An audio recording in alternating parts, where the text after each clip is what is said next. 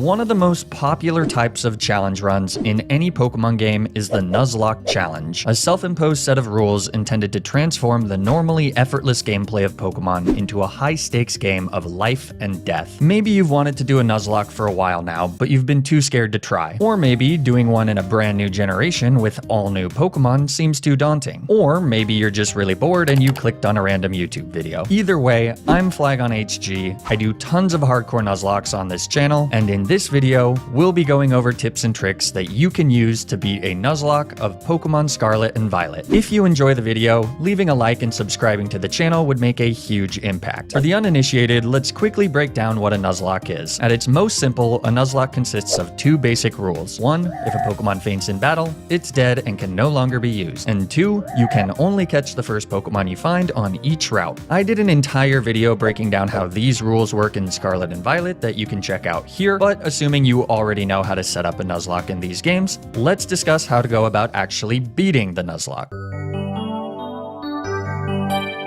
The sheer unpredictability of encounters is one of the things that makes Nuzlocke so fun. That unpredictability is especially prevalent in Scarlet and Violet, where there are only about 30 possible locations to get encounters from, and each location has dozens and dozens of potential Pokemon. This makes finding reliable answers to the hardest Nuzlocke threats in Scarlet and Violet much more difficult than in a game like, say, Pokemon Fire Red, where you can always guarantee certain Pokemon like Gyarados, Lapras, Snorlax, or one of the evolutions. For this reason, the one encounter that you do get to choose, your starter, is all the more important, and I think that far and away the best starter choice for a Scarlet and Violet Nuzlocke is Fuecoco. Happens to be my favorite of the three anyways. Fire-type starters, in general, tend to be a good go-to choice in Nuzlockes because fire types are much rarer than grass and water types, which is especially true in Paldea. Grass types in Paldea are everywhere, and a handful of water-exclusive areas will ensure that you'll always be able to get at least one water type at some point during your playthrough. Fire types are also incredible into many of the boss battles you'll be facing. The bug and the grass-type gym leaders that are first and second are pretty much single-handedly swept by Fuecoco and his first evolution, Crocalor. And it's during this part of the game where you'll have the least amount of encounters to play with, so it's nice to have an easy answer to those first two gyms. But Fuecoco's true potential emerges when he evolves into his final form, Skeledirge, who sports an incredible Fire Ghost typing that makes him immune to normal and fighting type attacks. The strongest and the hardest of the Team Star bosses specializes in fighting types, so it's always nice to have a guaranteed ghost type.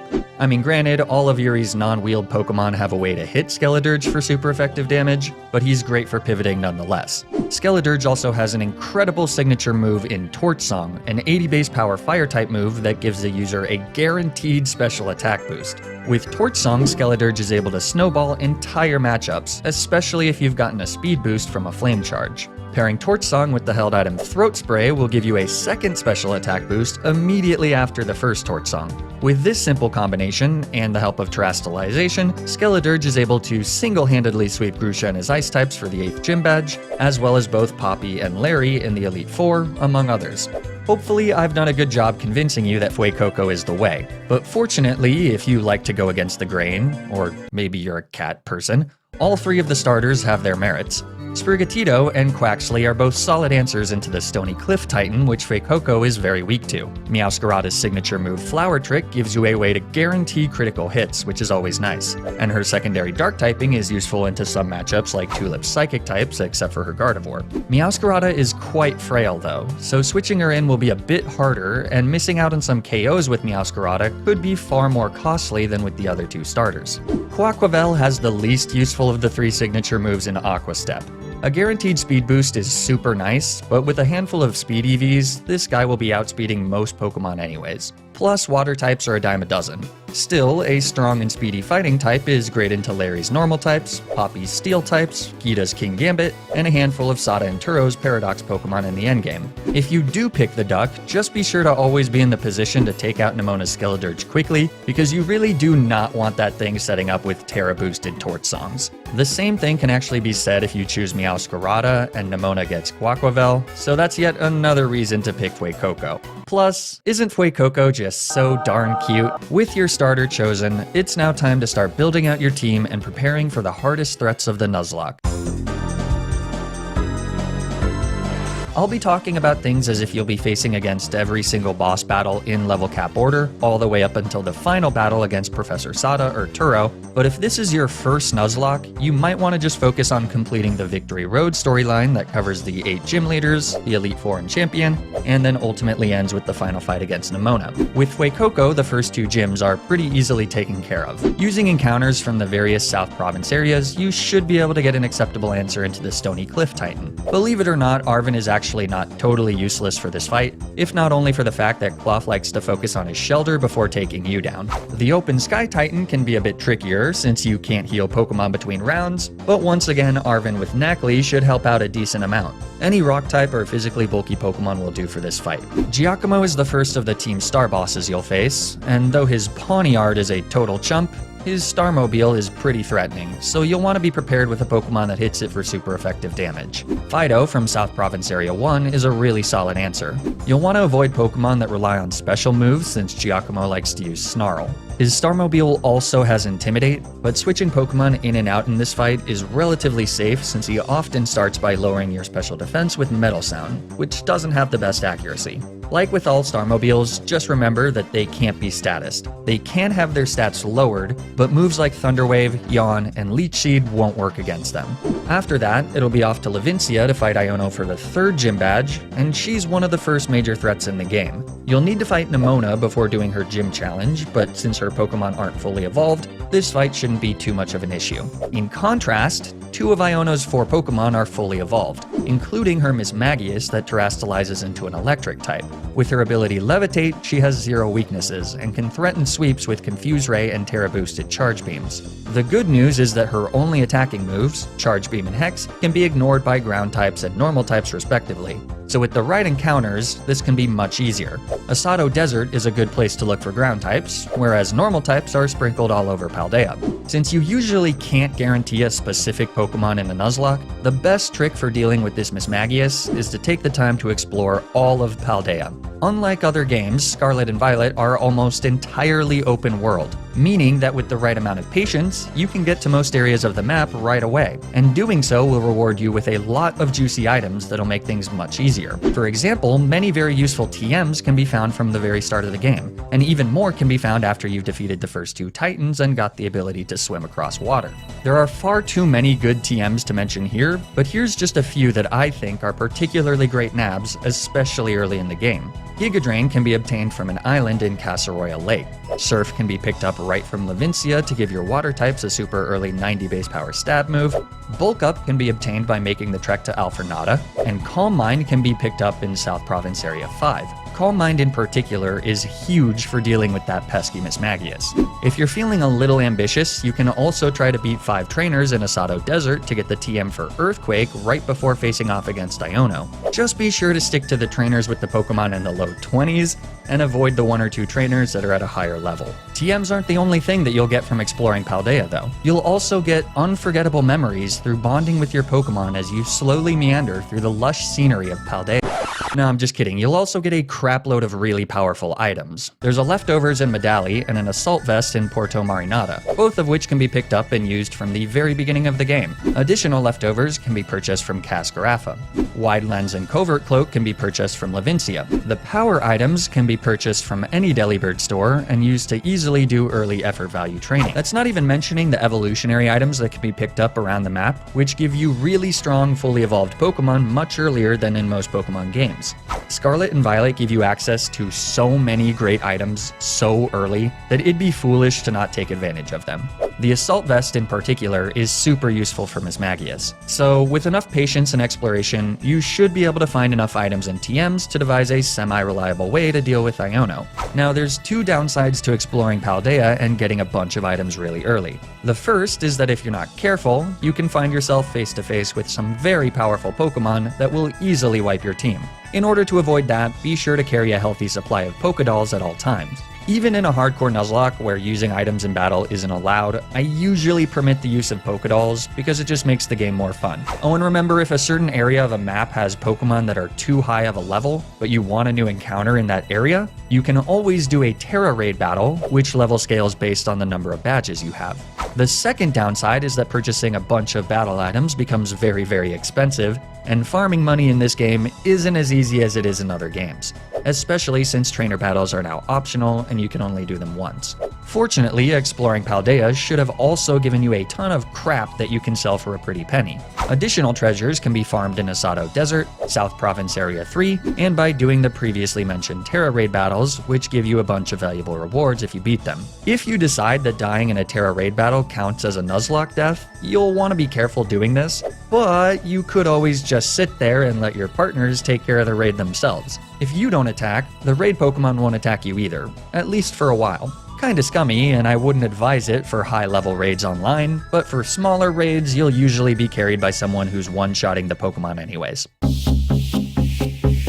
More than any other generation of Pokemon, Nuzlocke and Scarlet and Violet really reward preparation and patience. It's the beauty of an open-world game that you can buff up your team really early on, and for that reason, most of the mid-game can be handled fairly easily with the right amount of preparation. For each battle, just ask yourself which of your Pokemon have the best matchups, and think about which items and TMs you have access to that can minimize potential RNG and misfortune. Things like Wide Lens, Leftovers, and the type boosting items are all pretty solid standards. Against Mela and Atticus, the next two Team Star bosses, it might make sense to invest in Covert Cloaks or Air Balloons so that they don't burn and poison your Pokemon respectively. Mela sets up the sun with her Torkoal, but her only attacking moves are Flame Wheel and Clear Smog, so it's usually safer to stall out the sun before the Reverum comes in. Atticus can be tricky, but by this point you can definitely get the TMs for Earthquake and Stomping Tantrum. He has a few tricks to deal with Steel types, but most of them are bulky enough to handle the fight just fine. The two Titans here are also both pretty straightforward. The Lurking Steel Titan folds to literally any non-resisted special move that isn't ground type. The Quaking Earth Titan is a little harder, but by then you should have at least one Pokemon that's able to safely bop them down without ever being in too much danger. Now's a great time to level up one of those water types you got from the various water routes around Paldea. Special moves are better than physical ones into those Donphans. The gym leaders here are, for the most part, pretty easy. Kofu's Crabominable hits hard with Terra-boosted Crab Hammer, but he's frail on the special side and doesn't know an Ice-type move, so take advantage of that. Larry is bopped by a strong fighting type, or any reasonably bulky Pokemon that can learn Brick Break and isn't weak to Dunsparce's Drill Run. His Staraptor is scary, but doesn't know close combat, so he's walled by a bulky Rock or Steel type. Be aware of his ability Intimidate, and don't status him, or else Facade is going to hit like a truck. The one thing to mention about this fight is that immediately after you battle with Larry, Nemona will challenge you to a battle as well. You get healed, but you don't get the chance to change your team. So as you go to fight Larry, keep in mind that you'll also need to be ready to deal with her team, anchored by her now fully evolved starter. Though fortunately, they don't have a secondary stab move yet, so even though Meowscarada will be dark type, she's still easily dispatched by Skeledirge. The double battle against Rhyme may seem scary, but by the time you've gotten to her scariest Pokemon, you'll have gotten some stat boosts from the crowd, so you should be able to just take them all out in one shot. Tulip can be a little difficult without the proper encounters, but other than her Farigiraf, all of her Pokemon are very physically frail, so you should be able to take advantage of that, especially if you have a Dark type with Crunch, or a Steel type, which none of her Pokemon can really deal with all that well. Again, an Assault Vest here is quite nice. And then finally is Grusha, who gets blown to bits by any Pokemon with a strong Fire type attack. His Titan does have Thick Fat and Liquidation, so you'll want to be a tad cautious with him, but Ice types have so many weaknesses that you really shouldn't find yourself without a way to one-shot most of his Pokemon. So, just like that, you're at the endgame and ready for the Elite Four. Though this game has a much longer endgame than most Pokemon games, assuming that you do everything. It's also going to require a bit of level grinding. Fortunately, Scarlet and Violet have a few methods for grinding levels that are very Nuzlocke friendly. At any point in the game, you can use the auto battle function to grind levels without the risk of your Pokemon dying in a trading related incident. This does take a long time because auto battling doesn't give you all that much experience. It helps to find chonky Pokemon that give you a lot of experience, like Tropius, Tauros, and Oinkologne. You should also remember the type chart, because you can usually get away with beating Pokemon in auto battles that are 5 to 10 levels higher than your Pokemon if you have the type advantage. Alternatively, you can also do Terra Raid battles to farm XP candies. But by far the best way to grind experience, especially in the late game, is to fight Wild Chansey in North Province Area 3. By starting a picnic and creating a delicious ham sandwich, you can cause an increase in Chansey spawns for 30 minutes. These rotund little cuties give a crapload of experience, they get easily bopped by any moderately strong physical move, and since they have an adorable attack stat of 5, any double edges or takedowns they get off into your Pokemon should do very little damage, making this safe even at lower levels. Honestly, if your Pokemon dies to a Chansey, maybe it was for the best. Battling Chansey will also give you HP effort values, which in general are quite useful, but you can easily supplement those with whatever effort values you want by giving your Pokemon the appropriate power items. Even with them just sitting in your party, this is a great way to passively pick up EVs that'll make your Pokemon much better prepared for the fights in the endgame.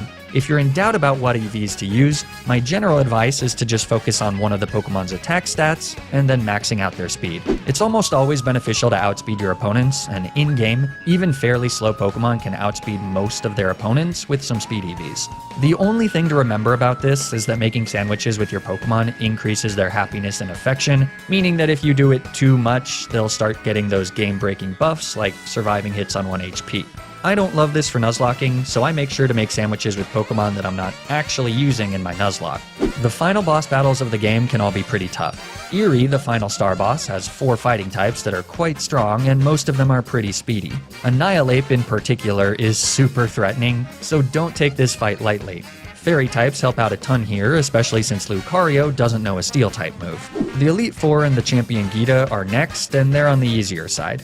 As previously mentioned, Poppy and Larry can be swept by Skeledirge. Rika with her ground types and Hassel with his dragon types are both taken care of by any speedy ice type, and the good news is that an encounter on Glaceado Mountain all but guarantees you an ice type. Just pray that it isn't Delibird.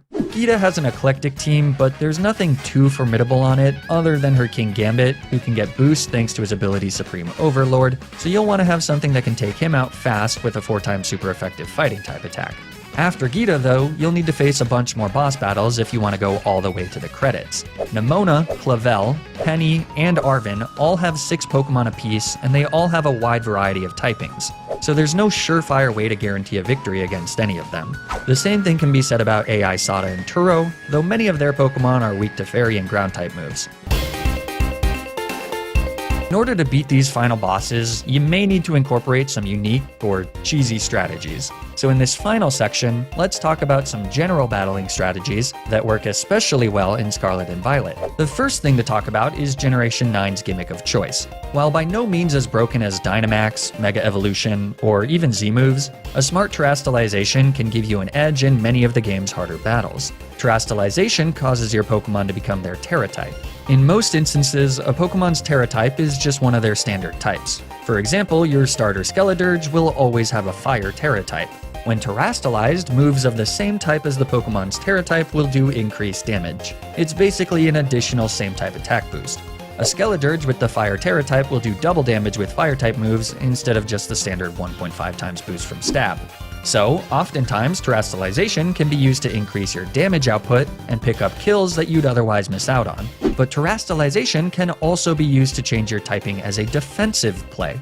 For example, on Skeledirge, Terastallizing into a pure Fire type means that you lose your weakness to Ghost and Dark type moves, which might be nice against trainers like Rhyme or Erie's Lucario with Dark Pulse. Of course, you also lose your immunity to fighting and normal type moves, so choosing when to Terastallize is really important. Defensive Terras can be especially good on Pokemon that have a Terra type that doesn't match their standard types. For example, if you evolve Eevee into any of his evolutions, Eevee's normal Terra type now gives all the evolutions a potential way to remove their expected weaknesses.